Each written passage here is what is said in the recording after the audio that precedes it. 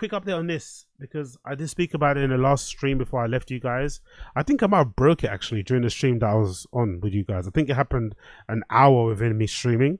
The whole Astronomer HR, head of HR thing at the Coldplay concert. I'm sure most of you have been bored to tears with the analysis about it, blah, blah, blah. So I won't bore you too much about it. But quick update regarding the fallout.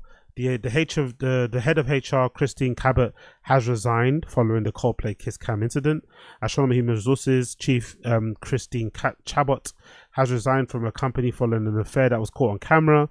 The infamous moment between Cabot's CEO and Andy Byron went viral on the internet after the two hid when Coldplay singer called them out during the concert. And then the other update is that the CEO, Andy Byron, has also resigned after the Coldplay viral fucking video, right? So one person had to resign. I think the woman resigned first and then the guy resigned after the fact. I'm happy in the fallout that the woman that was standing next to them, who actually wasn't a colleague, just a friend, I think people mistaked her, but in the moment everyone was like, oh my god, that's also a person I got recently promoted. I was kind of dumbfounded why that lady was getting in trouble from people on the internet. I don't know why people were blaming her like she did anything wrong. So I'm glad that A, that number one wasn't the right woman, and two, she's not in trouble anyway. But you know, again, maybe it's a maturity thing, but I just feel sad for everybody involved. You know, the other halves of each relationship. I feel really sad for them.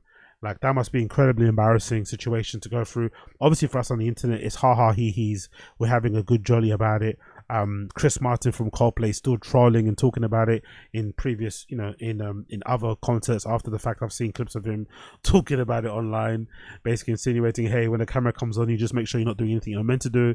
So that's going to be a meme and a thing that's going to live on until the end of time.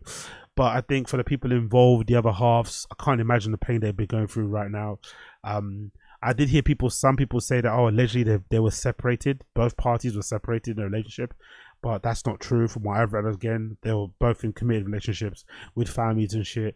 And, you know, unbeknownst to them, their partners were having an affair at work. Which, as thrilling as it can be, when you get caught, oof, that catching thing is fucking crazy. But what I did find interesting was what this one video that I found on the timeline that I'm sure some of you guys have already seen, of a guy who allegedly worked for Astronomer, a former employee, who said, ha ha he, rest in peace to that guy Andy Byron, the guy involved in it, because he essentially is a bit of a scumbag. He kind of fucked him at a previous company and is known to be a bit of a piece of shit. So he was happy to see him getting publicly humiliated and embarrassed the way he is. So this is allegedly a not a former employee of Astronomer, but a former employee of another company that guy, what's his name again? That guy Andy Byron, former CEO of Astronomer, was a part of. And I think he fucked him over because he started a company, gave the guy salary and good share options, and then eventually ended up fucking everybody in terms of the share options and ran away with the money. So let's hear what he has to say about the whole thing. Yeah. Oh, look at these two. All right, hello. You're okay? Oh, what? Either they're having an affair or they're just very shy.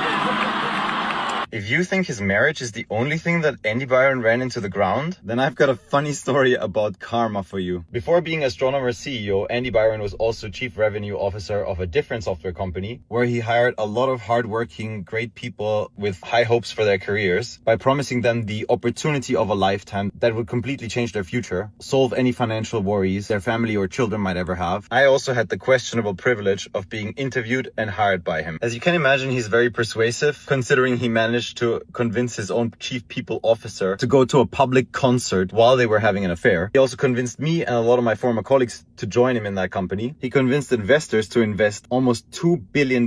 Myself and countless other employees invested their savings into employee stock options. And in a tale as old as capitalism itself, when the company went bust and was sold off for pennies on the dollar, him and other top-level executives left with golden parachutes worth millions of dollars, while low-level employees like myself and many of my colleagues lost tens and sometimes hundreds of thousands of dollars of their own savings. Two lessons out of this: if somebody promises a no-brainer opportunity of a lifetime, be very skeptical. And if you badly treat and take advantage of people, karma will at some point get you. And sometimes that karma is called Chris Martin of Coldplay.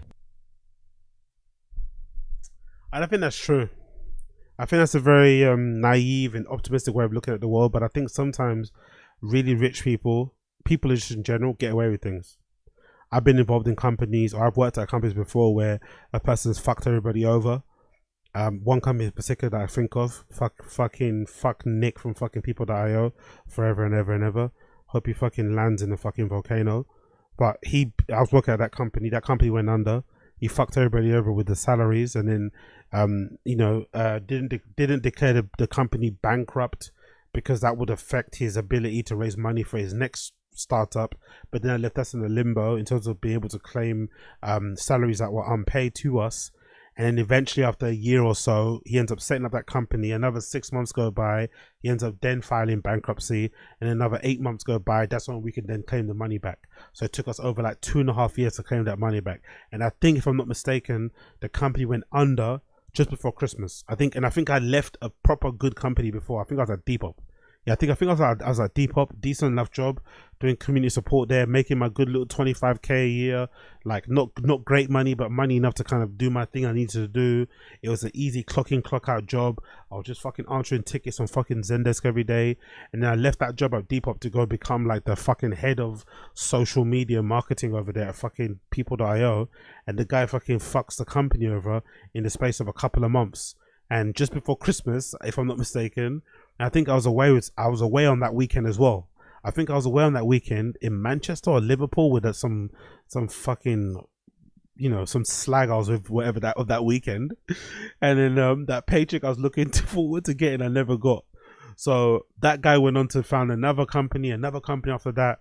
He's doing on paper he's doing okay. I hope he's internally doing fucking horribly bad. But and he's suffering and he's living in never ending torment.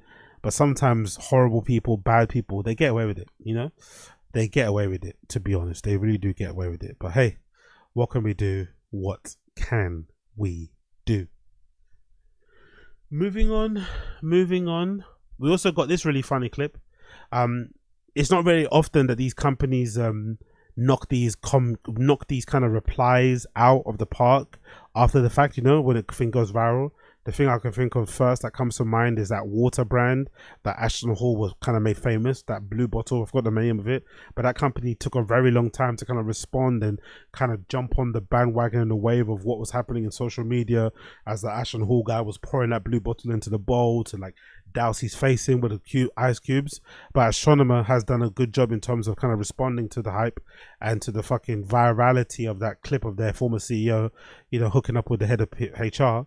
And they decided to make this post. It says, "Thank you for your interest in Astronomer," which features Gwyneth Paltrow, the ex-wife of Chris Martin. Fucking hilarious. Thank you for your interest in Astronomer. Hi, I'm Gwyneth Paltrow. I've been hired on a very temporary basis to speak on behalf of the 300 plus employees at Astronomer. Astronomer has gotten a lot of questions over the last few days, and they wanted me to answer the most common ones. Oh my God, what? Yes, Astronomer is the best place to run Apache Airflow, unifying the experience of running data, ML, and AI pipelines at scale. We've been thrilled so many people have a newfound interest in data workflow automation. As for the other questions we've received, how is your social media team yes, holding? There is still room available at our Beyond Analytics event in September. We will now be returning to what we do best, delivering game-changing results for our customers. Thank you for your interest in Astronomer. I love how they responded without responding. I absolutely love that. Very well done. I'm just hoping they just leave it there. That already was a bit late, slightly late as it was. It still was on point. Very kind of, very on point, not tone deaf, very demure, very tastefully done. I hope they just leave it there. Hope there's no more. Hope they don't continue on and just keep running into the ground or have finally Chris Martin coming through. Like, just leave it there. Leave it there.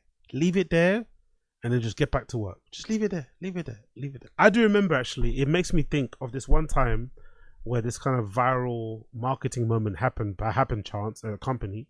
I was working at one particular company. That's when I fucking knew that I had to kind of just figure out my own path outside of, traditional employment, because I was just such a unfortunate renegade. I think when you have that switch where you can't necessarily, do the whole 9 to 5 thing, it's kind of hard to kind of not turn it off. It's really difficult. So at that time, I was DJing a lot, right? And I was usually DJing in these bars, like these like cocktail bars and shit around like central London, East London, South London. These like, you know, these somewhat cool cocktail bars, after work type of shit. So this company I was working at, and I think at that time I was head of marketing, head of social media. No, head of social media. So I was head of social media at this company I was working at. And at that time, they had an advertisement running on the London Underground, you know, on the billboards inside the train carriages, right? They had like a little advertisement running at that time, and I think it happened to coincide around the same time that Prince Harry and Meghan Markle were together. Maybe around the beginning of it or in the middle. I don't know, it was around the same time they were in the news a lot. And whoever the guy was in the advert, he kind of looked like Prince Harry. So people started to post pictures of that advert from the company I was working at on social media saying, oh my God, Prince Harry's found a job. You know, he can maybe support Meghan now. Now they've been kicked out of the royal family. Prince Harry's got himself a good, honest job, right? It's a kind of thing that went viral on the internet. And we got so much engagement, so much fucking clicks. It was like in the millions, hundreds of millions, right? And it was popping off. And I remember it happened on like the Thursday. And then on the Friday, I had like a gig in it. Like on that Friday, I had a gig, a pretty good paying one. Again, these bar gigs are not the best when you're a DJ. They're kind of soul sucking because you're having to play like a lot of pop tunes and dance tunes and top 40 tunes and shit. But there's still a good opportunity for you, especially for me at that time, to learn how to read a room. Like learn how to play what I want to play what the crowd wants. You know, learn to read a room like an actual working DJ. So they paid well. So pretty soul crushing job sometimes, but they paid well. So, and obviously I like doing it because I like to DJ. So after work on the Friday, I was not hanging around. Plus that work I was at, it was a 9 to 6. It was not a 9 to 5. 9 to 6 in the UK, in case you don't know, if you work 9 to 6, it usually means you have an hour break for lunch. So, you know, whatever. So I usually like to leave right on time on the Friday. I wouldn't want to stay any other time because I had to like take my DJ stuff with me, set up and stuff, travel, all that shit. So even though it was the second day after we went viral and everyone was like chipping in, trying to figure out ideas and what to do on social, how to like blow the shit up, I had to leave. So in the middle of them brainstorming at like 5, I don't know, whenever they were brainstorming, I had to be like, yeah, I'm going. And I started packing up my shit, and I was getting weird looks and shit. I was like, yeah, like, but it was the end of, obviously, you know how work is, right? If you leave too early, if you leave too much on time, people are gonna be like pissed off at you. I remember leaving, and that's when I knew, okay, these people are gonna probably fire me, force me out, or make it very uncomfortable very quickly. And after that, it did become very, very uncomfortable until I had to leave. But yeah, it wasn't a good time. It wasn't a fucking good time, bro. Like, it was a good time for the company. They went viral, but it happened at the worst time for me because I was also in my DJ phase, right? I was playing every fucking week, Friday, Saturday, Sunday, most places. After work, I'd go straight to the fucking clubs to go and DJ, so I couldn't hang around. But at work, you kind of need to be flexible and respond to these type of things. So I kind of fucked up. I'm not gonna lie, I did kind of fuck up in a way, but you know, I also don't really like it when workplaces make it like they have like an unwritten rule where like you should stay after, you know. I don't like that anyway. I think it's really unhealthy. It creates a toxic environment when you have that kind of weird open culture where like, oh, you can't leave, you feel bad for leaving because your manager hasn't left yet, you know, or because everyone else hasn't left yet. You kind of like, no, when it's home time, man. I've had fucking 8 hours to do my job. If I can't do my job within those 8 hours, then I shouldn't be working here. Do you know what I mean? Like, and if you need more than 8 hours, then we shouldn't be working here either. It's fucking disgusting, but hey, it is what it is. Big up Astronomer, big up Astronomer, big up Astronomer.